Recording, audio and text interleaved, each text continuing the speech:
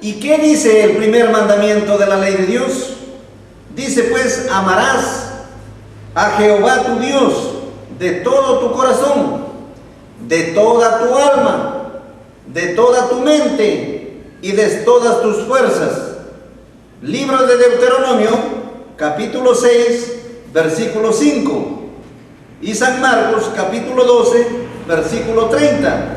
Este es el principal mandamiento. ¿Ve? Luego, ¿qué dice el segundo mandamiento? Dice el segundo mandamiento, amarás a tu prójimo como a ti mismo. Libro de Levítico, capítulo 19, versículo 18, y San Marcos, capítulo 12, versículo 31. Antiguo y Nuevo Testamento. El tercer mandamiento de la ley de Dios. Y habló Dios todas estas palabras diciendo, yo soy Jehová, tu Dios, que te saqué de la tierra de Egipto de casa de siervos. No tendrás dioses ajenos delante de mí. No harás imagen ni ninguna semejanza de cosa que está arriba en el cielo, ni abajo en la tierra, ni en las aguas debajo de la tierra, y no te inclinarás a ellas ni las honrarás. Porque yo soy Jehová, tu Dios fuerte y celoso, que visito la maldad de los padres sobre los hijos, sobre los terceros y sobre los cuartos y a los que me aborrecen, y que hago misericordia y millares a los que me aman y guardan mis mandamientos. Ese es el tercer mandamiento de la ley de Dios. Y esto es interesante también explicarles, amables oyentes, porque aquí en este mandamiento está prohibiendo adorar imágenes, como ustedes pueden ver. ¿Por qué? Porque todo aquel que adora estatuas hechas por la mano de los hombres, automáticamente se convierte en idólatra. ¿Y cuál es su destino de los idólatras? A ver, libro de Efesios, primera de Corintios.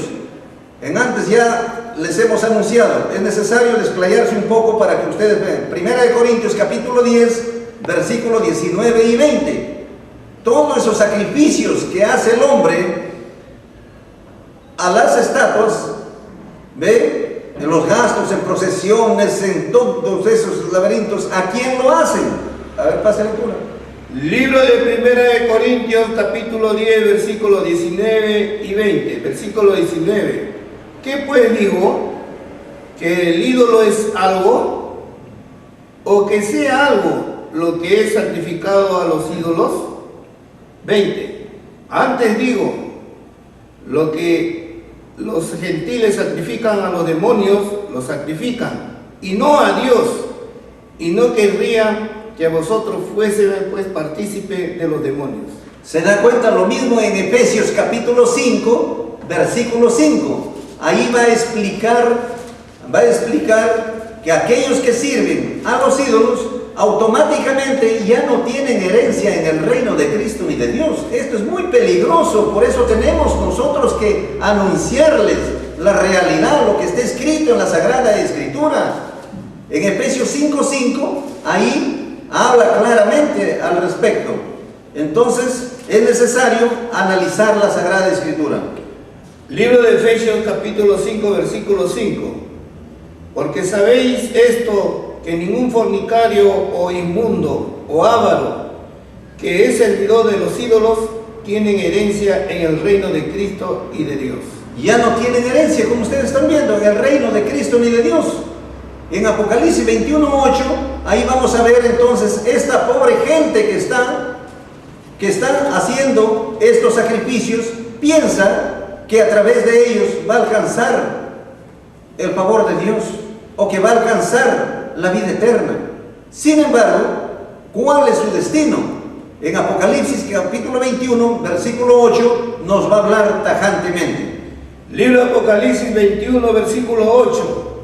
Mas a los temerosos y incrédulos, a los abominables y homicidas, a los fornicarios, hechiceros, a los idólatras y a todos los mentirosos, su parte será el lago ardiente, con fuego y azufre, que es la muerte segunda. Qué pena, ¿verdad, amable televidente? ¿Se da cuenta usted Todos esos mares de gente que vemos tras de una estatua, rumbo a dónde están. Al lago de fuego y azufre, por favor. Tengan en cuenta eso. Libren su alma. El que les habla también estaba igual. ¿Por qué? Porque yo nací en medio de estas costumbres de mis familiares. Yo llevaba las cruces también al cerro, era mayordomo de la Virgen de la Puerta de la provincia de Otusco, la patrona del norte del Perú, que viene a ser el departamento de la Libertad a 1 hora de Trujillo. Pensaba que estaba bien. ¿Y rumbo a dónde estaba? Al lago de fuego y azufre. Imagínense a dónde estaba. Bendito sea Dios, que conocí los mandamientos de la ley de Dios. Entonces tuve que apartarme. Y así les ruego, amables televidentes, ustedes que ven, están viendo esta exposición, analicen su Sagrada Escritura y de esa manera liberten su alma de la opresión del adversario. Ese es el tercer mandamiento de la ley de Dios. Ahora, el cuarto mandamiento de la ley de Dios. Dice aquí, acordarte, haz del día de reposo para santificarlo. 6 días trabajarás y harás toda tu obra, mas el 7º día será reposo para Jehová tu Dios. No hagas en él obra alguna. Tú, ni tu hijo, ni tu hija, ni tu criada, ni tu siervo, ni tu bestia, ni tu extranjero que está dentro de tus puertas. Porque en 6 días hizo Jehová los cielos y la tierra, la mar y todas las cosas que en ellos hay, y reposó en el 7º día. Por tanto Jehová bendijo el día de reposo y lo santificó. ¿Qué día ha decretado Dios por estatuto perpetuo para que guarde su pueblo de Israel? El libro de Éxodo capítulo 31, versículo 16 y 17, ahí nos va a hablar tajantemente cómo Dios ha decretado este 7º día. Pero ¿cuál es este 7º día? Ahí nos va a aclarar la Sagrada Escritura. ¿Y a quién le ha dado para que establezca por estatuto perpetuo? Libro de Éxodo 31, 16 y 17, versículo 16. Guardarán pues el sábado los hijos de Israel, celebrándolo por sus edades, por pacto perpetuo. Versículo 17. Señales para siempre entre mí y los hijos de Israel, porque 6 días hizo Jehová los cielos y la tierra, y en el 7º día cesó y reposó. ¿Se da cuenta? Ahí está hablando tajantemente. 6 días se hará obra, más el 7º día es sábado de reposo, consagrado a Jehová. ¿Ve? ¿Y a quién le ha dado por estatuto perpetuo? A su pueblo de Israel. Por eso es que otra congregación, otro pueblo no puede guardar, porque Dios le ha dado a su pueblo de Israel, Señor. Es para siempre. Y el reino en donde va a gobernar Cristo es para siempre. Es su pueblo de Israel. ¿Se da cuenta? Entonces eso es importante. Y hoy día, ¿por qué están guardando otros días? El sábado es por causa del hombre, no el hombre por causa del sábado. ¿Por qué? Porque allí mismo, en el capítulo 31, versículo 13 del libro de Éxodo, ahí aclara tajantemente cuál es el beneficio que recibe la persona. Libro de Éxodo capítulo 31, versículo 13. Ahí aclara. ¿Por qué? Porque el hombre, como estamos en medio de toda esta corrupción, Dios ha dejado este día especial para santificarnos. Libro de Éxodo capítulo 31, versículo 13. Y tú hablarás a los hijos de Israel diciendo: con todo esto a vosotros guardaréis mi sábado, porque es señal entre mí y vosotros por vuestras edades, para que sepáis que yo soy Jehová, que os santifico. ¿Se da cuenta? Entonces es un día de santificación, porque es el requisito indispensable, amables oyentes. Es un requisito indispensable la santificación. El 14. Si nosotros no hacemos esto, automáticamente no vamos a conocer, no vamos a ver el rostro de nuestro Señor. Vamos a estar alejados, como dice el libro de Hebreos capítulo 12, versículo 14. Seguir la paz con todos y la santidad, sin la cual nadie verá al Señor. ¿Y cómo se santifica el hombre? Haciendo la voluntad de Dios, que es la santificación. Como dice en 1 de Tesalonicenses capítulo 4, versículo 3. Y la santificación se gana pues santificándose precisamente el séptimo día, que es sábado de reposo consagrado a Jehová. Y también, como dice en Romanos capítulo 7, versículo 12, a la verdad, la ley es santa y el mandamiento es santo, justo y bueno. Entonces, el que se ciñe a los mandamientos de la ley de Dios está buscando la santidad, requisito indispensable. Pero esto no le conviene a Satanás. A Satanás no le conviene para nada que el hombre se santifique. A Satanás le conviene que ande en la corrupción, que ande en la ley del pecado, y de esa manera, para que forme también pues parte de su equipo. Pero bendito sea Dios, que ha enviado estos mandamientos sagrados. ¿Para qué? Para alcanzar la santidad. Y bienaventurados son aquellos que se alleguen a los mandamientos de la ley de Dios, para que alcancen la santidad y de esa manera puedan entrar al reino del Señor. Entonces, eso está también pues lo que estamos narrando, los mandamientos de la ley de Dios. Desde el tercer mandamiento de la ley de Dios que acabamos de hablar, está pues en el libro de Deuteronomio, capítulo 4, versículo 13, ¿no? Ahí nos habla de los mandamientos de las 10 palabras que Dios ha establecido. Pero en el libro de Éxodo, capítulo 20, desde el 1 hasta el versículo 14, está hablando de los mandamientos de la ley de Dios. Bien, ahora también tenemos el quinto mandamiento de la ley de Dios. Dice: honra a tu padre y a tu madre, porque tus días se alarguen en la tierra que Jehová tu Dios te da. Fíjese, entonces el quinto mandamiento consiste en honrar a nuestro padre y a nuestra madre. ¿Qué quiere decir honrar? Quiere decir respetar a nuestro padre y a nuestra madre. Y hoy en día, ¿por qué cosa el hijo ya no respeta al padre, no respeta a la madre? Estos valores se han perdido, y por haberse perdido estos valores, hoy día ya no hay respeto. Por esa causa están los pandillajes, por no hacer prevalecer estos mandamientos desde el hogar mismo. Los padres no enseñan a sus hijos estos mandamientos como Dios ha determinado.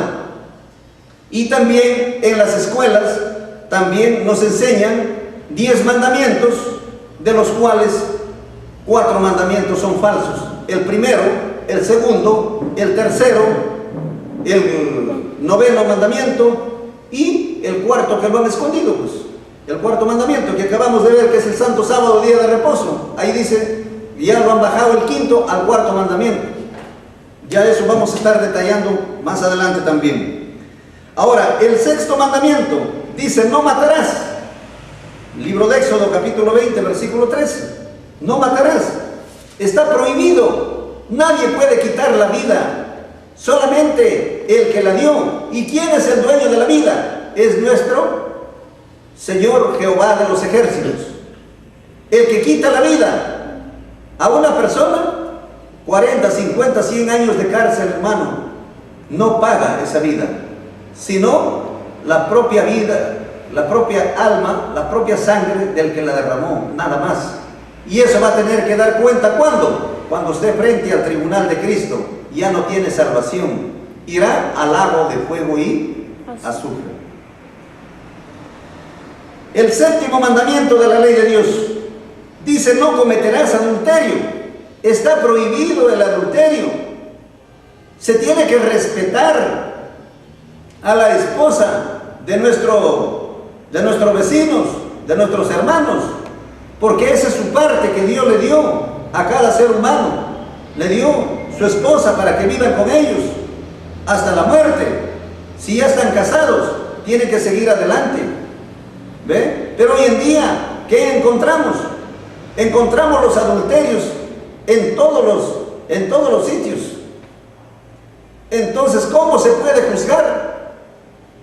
He ahí también, esto es importante, que los señores magistrados, los señores abogados que defienden todos estos juicios, tienen que tener en cuenta, porque ellos tienen que ser el ejemplo. Imagínese usted, si un abogado o un juez está cometiendo también este delito, ¿tiene el derecho de juzgar? Ya no. ¿Por qué no te juzgas a ti mismo? ¿Ve? Entonces, para esto, también ellos tienen un papel muy grande que desempeñar. Tienen que ellos cumplir para poder juzgar. Entonces, el adulterio es uno de los principales pecados que ha cometido el hombre. Y esa es una de las armas satánicas con la cual está doblegando al ser humano. ¿Para qué? Para que le pertenezca a Satanás, el que comete estas cosas. Si antes lo cometía, ya no lo vuelva a cometer. Arrepiéntase. Para eso estamos dándole a conocer los mandamientos de la ley de Dios. Ya usted no es inocente. Dios tiene misericordia. Si sus pecados fueran como la grana, como la nieve serán emblanquecidos. Si usted reconoce y se arrepiente y se allega a Dios, es como una hoja de papel blanco. Imagínese usted hasta dónde es la misericordia de Dios que tiene para usted. Pero tenemos que hacerle conocer en qué consiste toda esta maldad. Ahora, en el 8º mandamiento dice: no hurtarás. Esto es necesario que conozcan especialmente los políticos. No hurtarás. ¿Qué quiere decir hurtar? Hurtar quiere decir robar algo que no nos vea nadie. ¿Ve? Entonces, hurtar y robar. Hurtar es coger algo que no es nuestro, pero sin que nos vea el dueño, y llevárselo. Eso se llama hurtar. Y robar, ¿qué viene a ser? Robar es prepotentemente, bajo amenazas, arranchar, quitar a alguien lo que al ladrón no le pertenece. Eso es robar. He ahí la diferencia. Entonces, hoy en día, hablar de política es hablar de corrupción. Todo el mundo dice eso. ¿Por qué? Porque según ciertas acusaciones, también para poder acusar hay que tener la base que sea cierto, porque tampoco no se puede acusar a nadie sin tener pruebas. ¿Ve? Entonces, dicen pues que cuando hacen los convenios de algunas construcciones, de algunos proyectos, hay empresas que dan un porcentaje por lo bajo y dicen cuánto es la mía, y por lo bajo le dan, pero quedó inflada esa cuenta. ¿Y eso de dónde sale ese dinero? De repente está saliendo ese dinero del PBI, el Producto Bruto Interno de la Nación, que viene a ser de los impuestos que nosotros pagamos. Entonces, ¿a quién le estarían prácticamente hurtando? Al pueblo. Entonces, señores autoridades, tienen que conocer todo esto que es malo ante Dios. Si antes lo hicieron, ya no lo vuelvan a hacer. Arrepiéntanse y serán perdonados ante Dios. Lo hicieron porque no conocían, pero ustedes escucharon, ya no son inocentes. El 9º mandamiento de la ley de Dios dice: no hablarás contra tu prójimo falso testimonio. Fíjese, no es bueno hablar sin tener base. Por lo que dicen que es así, o puede ser así. No, señor, si usted quiere hablar una cosa, tiene que ser cierto, porque usted ha visto, y si no ha visto, sería un testigo falso. ¿Se da cuenta? Sería un testigo falso, y eso no está bien. Entonces, si usted ha visto, puede acusar. Pero hoy en día vemos también, señores periodistas, con mucho respeto a ustedes. Ustedes tienen una misión que ver y velar, pues, por la noticia. Pero muchas de las veces a ustedes les mienten y ustedes lo publican pensando que está bien, sin tener la base correcta. Entonces sale en las primeras planas de los diarios. Ya está difamando a esa persona. Y si constatan que verdaderamente era mentira, no era verdadero, sino era mentira, cuando desmienten, con las justas se ven. ¿Eso será correcto? No es correcto. Eso es un pecado grave ante Dios y tienen que dar cuentas. ¿Por qué? Porque han mentido. ¿Y qué dice? A ver, pase a lectura, libro de San Juan, capítulo 8, versículo 44. Eso hay que tener mucho cuidado. Ustedes tienen una grande responsabilidad, señores periodistas. Y esto lo hacemos en bien de ustedes. Esperamos que así lo reciban.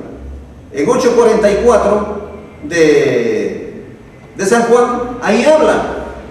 ¿Quién es el padre de los mentirosos?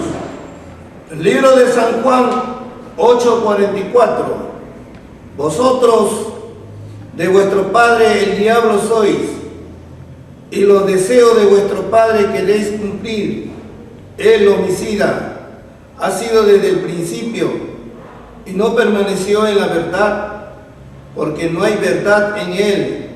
Cuando habla mentira, de suyo habla, porque es mentiroso y padre de mentira. ¿Se da cuenta?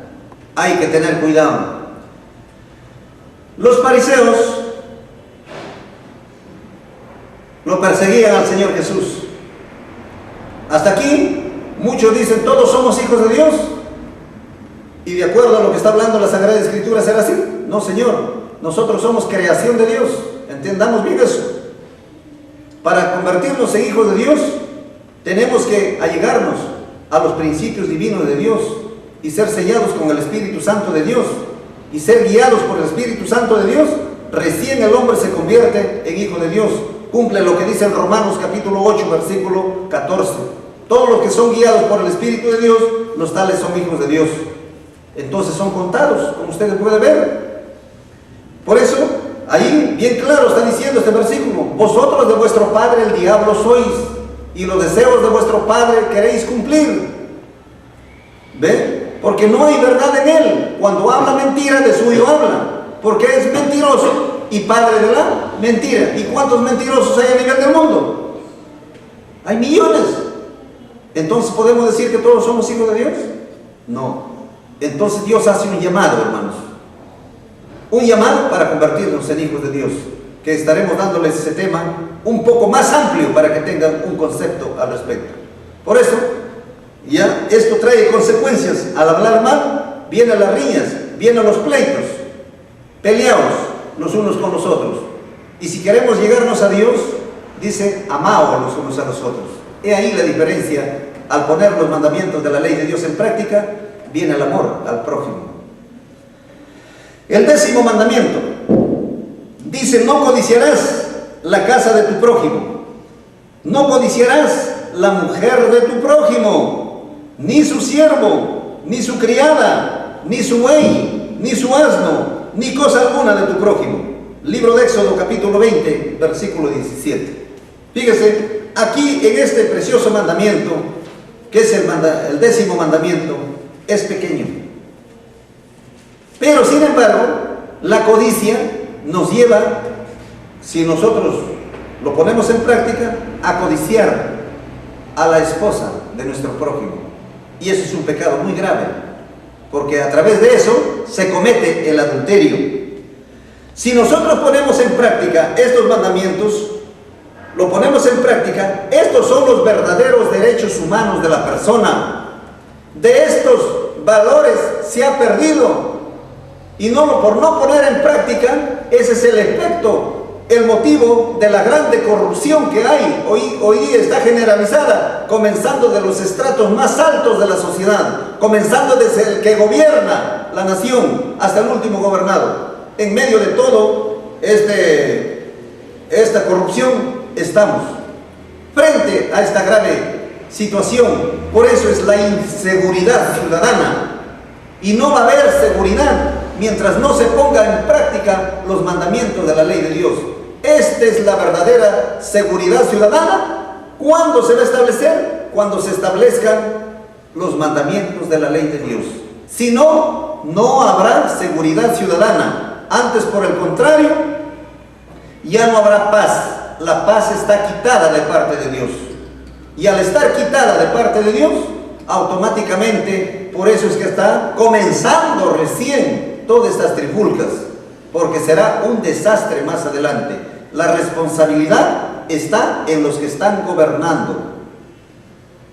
Si los que están gobernando, los gobiernos locales, los gobiernos regionales, la policía y también en el campo de la justicia, los que hacen justicia, ponen en práctica estos principios y enseñan a su gente, pues entonces va a comenzar la moral y el reino de Dios va a comenzar a establecerse, porque la constitución política del reino de Dios es el decálogo universal.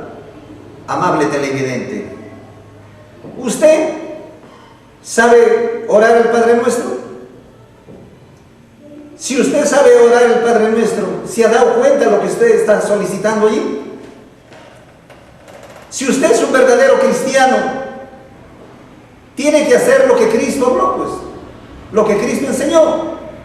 Y si usted dice que cree y no hace lo que Cristo habló, lo que Cristo enseñó, ¿qué clase de cristiano es? ¿Qué cosa es lo que enseñó Él? Dijo nuestro Señor Jesucristo, en el libro de San Mateo, capítulo 6, versículos 9 y 10, vamos a tomar esos dos versículos nada más. Él enseñó para solicitar, diciendo: Padre nuestro que estás en los cielos, venga tu reino. Fíjese, venga tu reino, así como en el cielo, también en la tierra. Que ese sistema de gobierno, de paz, de justicia que está en el cielo, se establezca en la tierra. Andamos pidiendo. ¿Y cómo es ese sistema de gobierno de Dios? Es la política divina de Dios, porque la política divina de Dios, para que puedan entender mejor, es la constitución política del reino de Dios, es el decálogo universal, los 10 mandamientos de la ley de Dios. Entonces se está estableciendo ya el reino aquí, ya la constitución política ya llegó. El postrer Moisés, el Hijo del Hombre, ya también está aquí en pie.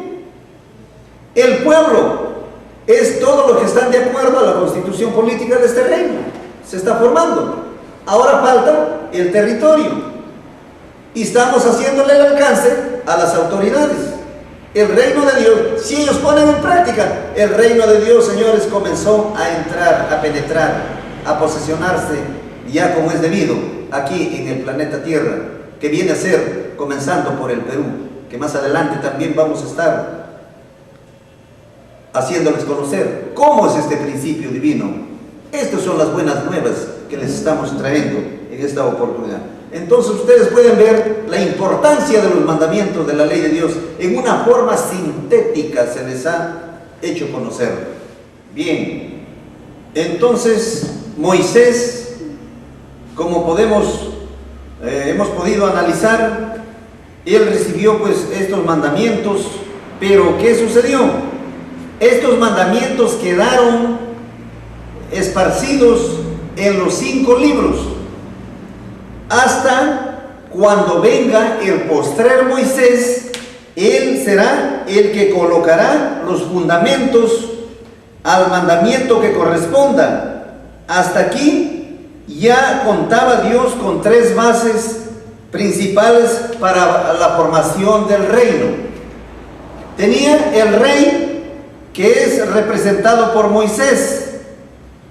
Luego, segunda base, tenemos el pueblo, que era un total de 600,000 hombres a pie, sin contar los niños y las mujeres. Eso está registrado en el libro de Éxodo, capítulo 12, versículo 37. Esa es la segunda base. La tercera base tenía ya, para que se establezca el reino, tenían la ley, ya lo habían recibido de parte de Dios en el monte de Sinaí. Solamente faltaba la cuarta base, que era el territorio, pero para que ocupen ese lugar tenían que concientizarse y poner en práctica la ley de Dios para santificarlos, porque recién salían pues de un país que tenía esos costumbres mundanos de corrupción, como sabemos cómo eran los egipcios, ¿ve?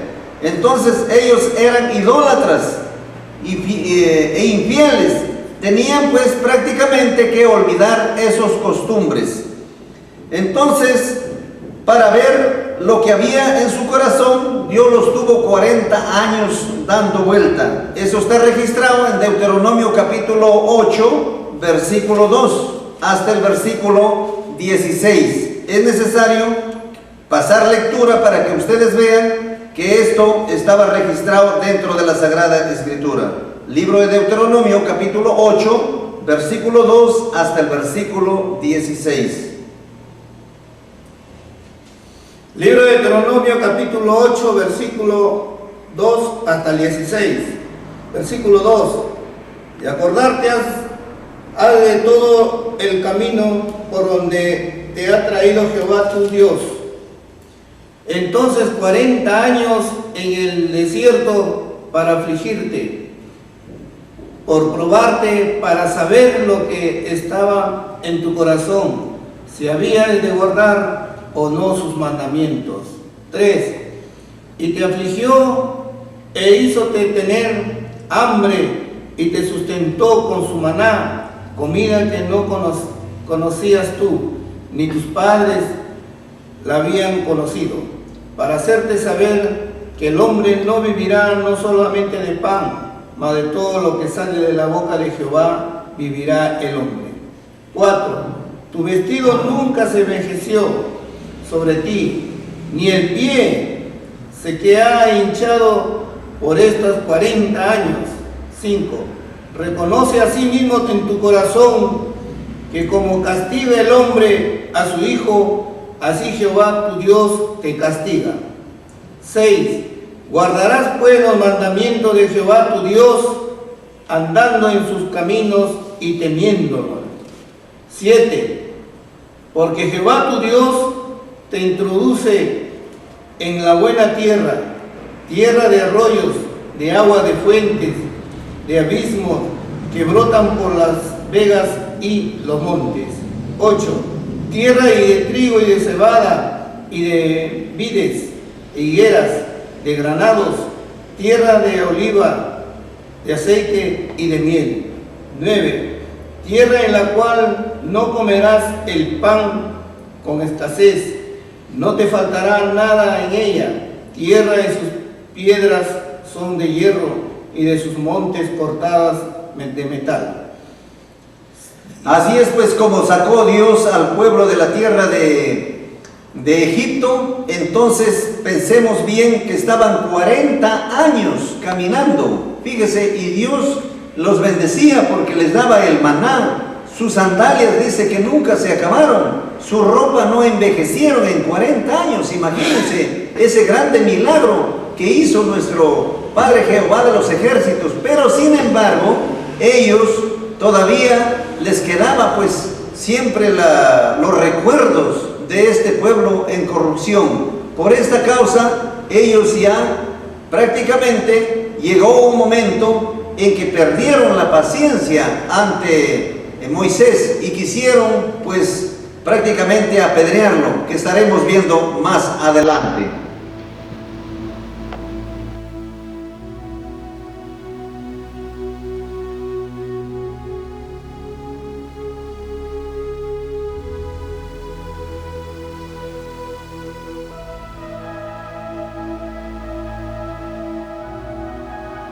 Moisés perdió la promesa y no pudo hacer entrar a la congregación a la tierra prometida.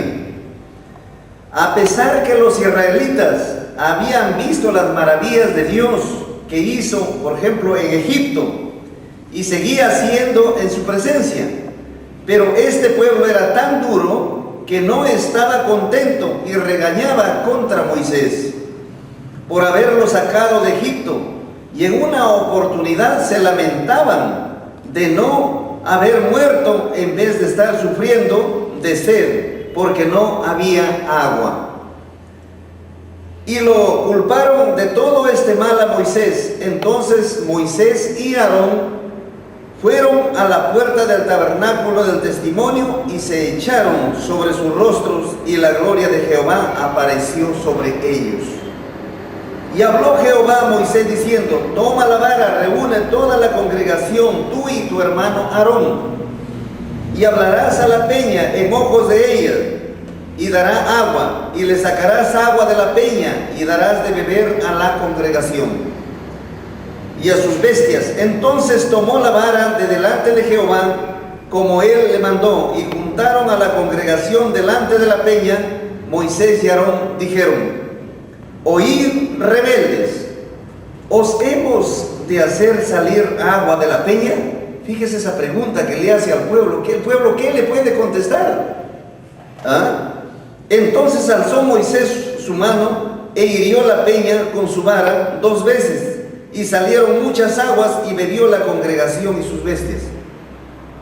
Y Jehová dijo a Moisés y a Aarón: por cuanto no creísteis en mí para manifestarme en ojos de los hijos de Israel, por tanto no meteréis esta congregación a la tierra que les he dado. Claro, ¿por qué? Porque ellos dijeron que sacaremos agua, quiere decir Aarón y Moisés. Entonces no dijeron ellos: Jehová dice que nos va a dar agua de estas peñas. Entonces, al suceder el caso de que salía el agua, hubieran bendecido pues el nombre de Jehová. Pero ellos se tomaron la facultad de decir: hemos de sacar agua.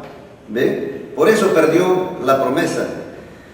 Y dice Jehová: profeta le suscitaré de en medio de sus hermanos como tú, y pondré mis palabras en su boca, y él les hablará todo lo que yo le mandare. Más será que cuando a cualquiera que no oyere de mis palabras que él hablare en mi nombre, yo lo residenciaré. Libro de Números capítulo 20 versículo 1 hasta el versículo 12, y Deuteronomio capítulo 18 versículo 18 y 19. Y Jehová dijo a Moisés: toma a Josué hijo de Nun, varón en el cual hay espíritu, y pondrás tus manos sobre él. Fíjese bien, y ponerlo has delante del sacerdote Eleazar y delante de toda la congregación, y les darás órdenes en presencia de ellos. Y pondrás de tu dignidad sobre él. Quiere decir, ¿cuál es esa dignidad que tenía Moisés? Era el cargo que él tenía. Para que toda la congregación de los hijos de Israel le obedezcan a Moisés. Hizo como Jehová le había mandado. Que tomó a Josué y lo puso delante de Eleazar sacerdote y de toda la congregación, y puso sobre él sus manos, y le dio órdenes como Jehová había mandado. Moisés fue y habló estas palabras a todo Israel, y les dijo: de edad de 120 años soy hoy día, y no puedo más salir ni entrar. A más de esto, Jehová me ha dicho: no pasarás este Jordán. Jehová tu Dios, él pasará delante de ti. Él destruirá estas gentes de delante de ti, como Jehová ha dicho. Libro de Números, capítulo 27, versículo 18 al 23, y Deuteronomio, capítulo 31, versículos 2, 3, 7 y 8. Dios le hace ver pues las tierras en donde se establecerá el reino de Israel. Libro de Deuteronomio 34, 1 al versículo 8 y 10. Subió Moisés de los campos de Moab al monte Nebo, a la cumbre del Pisga, y ahí Jehová de los ejércitos le mostró todas las tierras a diferentes lados, y le dijo: te he hecho ver con tus ojos, mas no pasarás allá. Murió ahí Moisés, siervo de Jehová, en la tierra de Moab, conforme al dicho de Jehová, y lo enterraron en el valle, en la tierra de Moab, frente a Bet-peor. Así es como terminó Moisés. Es el único hasta aquel entonces que había visto a Jehová cara a cara.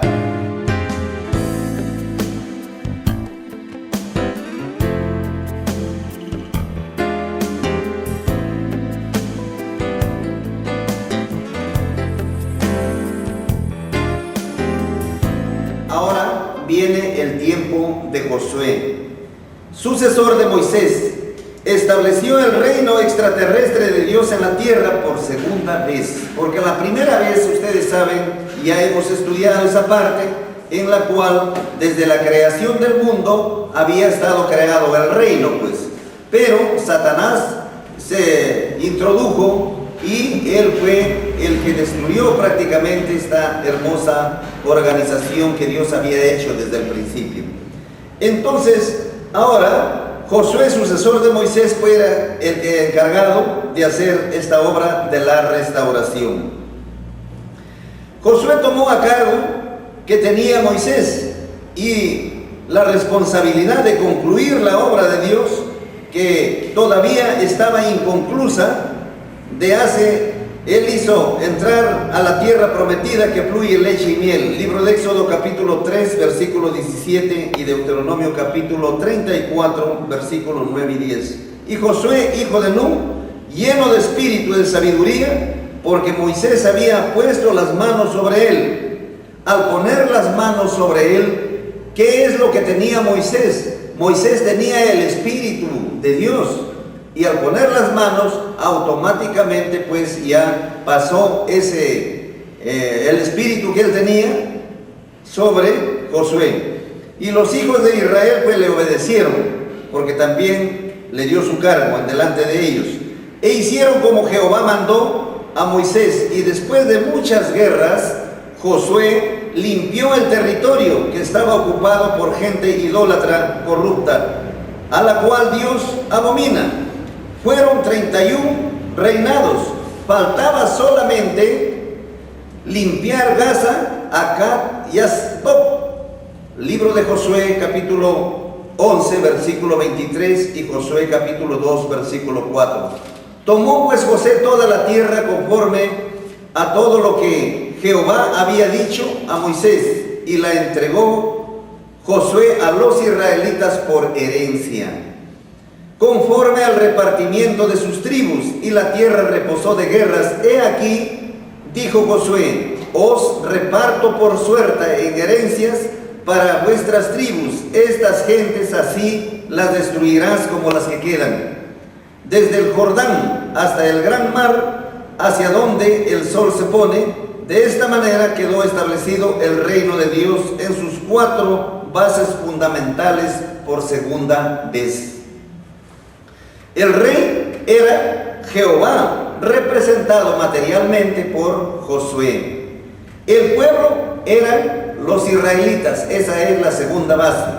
La tercera base era la constitución política del reino de Dios, que lo habían recibido en el monte de Sinaí directamente del rey Jehová.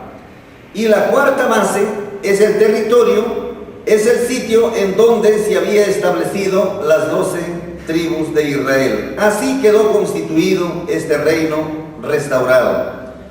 Josué recomendó al pueblo pues, que con las gentes que quedaban alrededor no se junten en matrimonio, ni participen en la adoración de sus ídolos, porque Jehová es Dios santo y Dios celoso.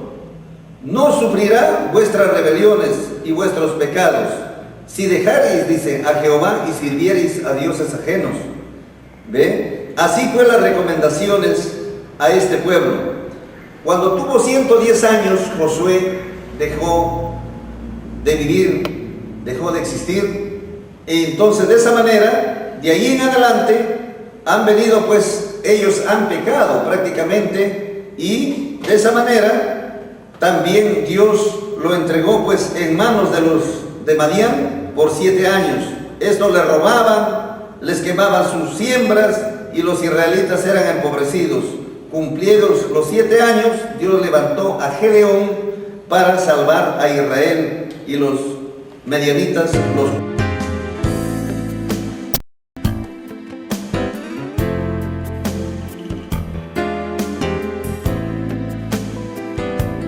Bien. Los israelitas